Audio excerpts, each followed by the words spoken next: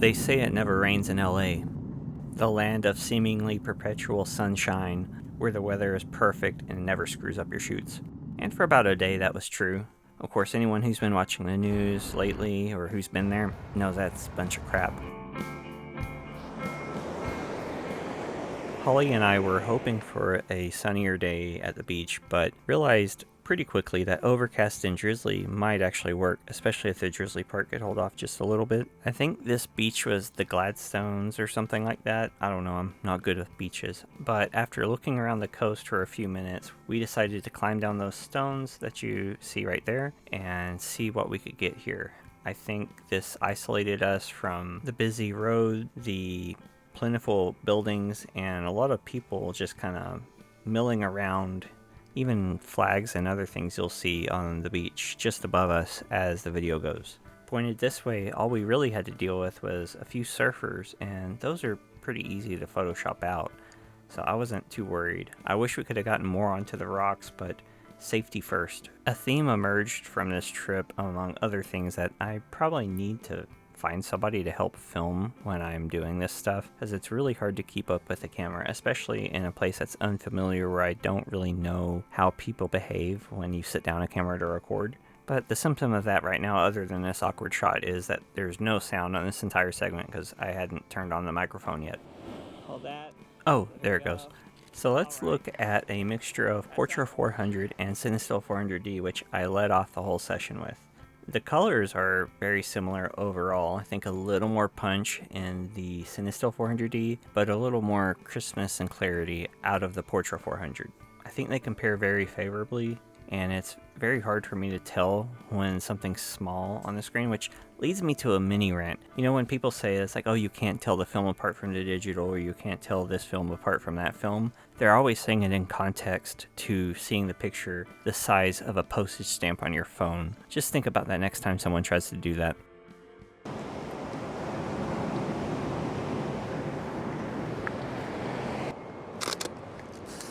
We need to get a little closer to not get the umbrellas in, if you're okay with that.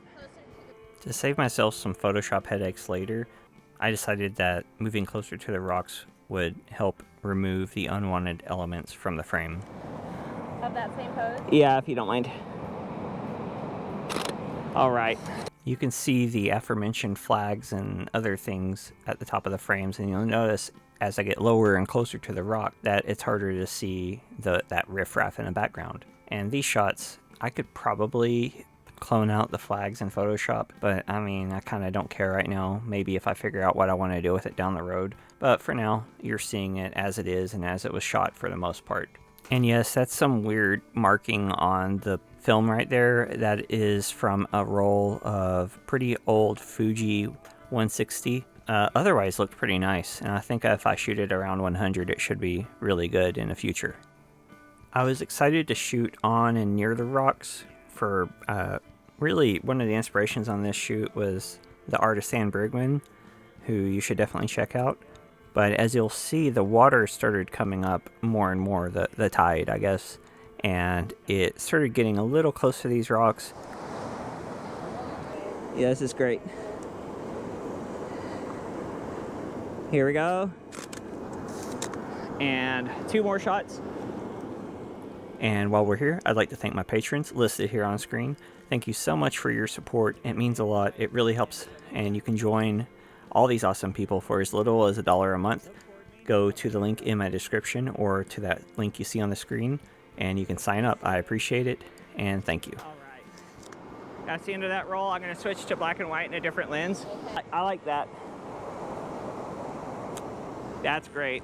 Though the drizzle had stopped by this point, it was still very gray and overcast, and I decided shooting some black and white would look really good here. I started with a roll of Kentmere 100 because even though it's overcast, it's still in the middle of the day and it can be brighter than you would think it might be even with heavy clouds. So sun is bright, the clouds are a softbox, but that doesn't mean it's like 400 speed instantly. I really like how this Kentmere looks. I think this roll was generally unfiltered except for a soft focus filter, and this was mostly on the Hasselblad 80mm lens. shots. And once again, the theme is going to emerge that I need an assistant, at least to film when I'm doing stuff like this. So this whole next section has like nothing as far as footage goes.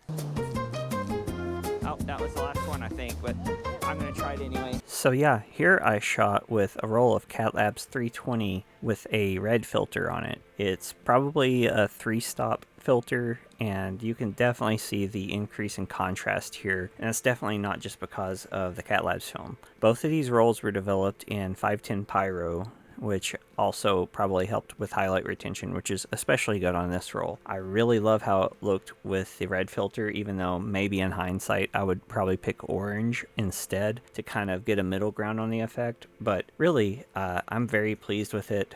I had the soft focus filter on there too, so it's just stacked filters, and overall I'm very happy with how they turned out. Holly and I were in a hurry to do another shoot because it had been a couple of years since we've gotten to shoot at all.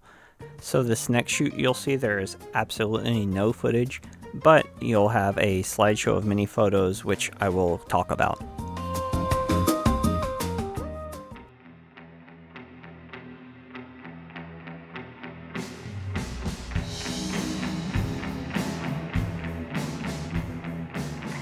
We went for a distinctly different vibe this time, and since she had these really great warm lights and this great tapestry and really everything great, and the warm light was coming into her apartment from the sunset, I decided to try a roll of Cinestill 800T I had picked up from Freestyle. Since the lighting was warm and the sunlight was starting to be warm, I decided to shoot it unfiltered around 800 because the light was kind of low.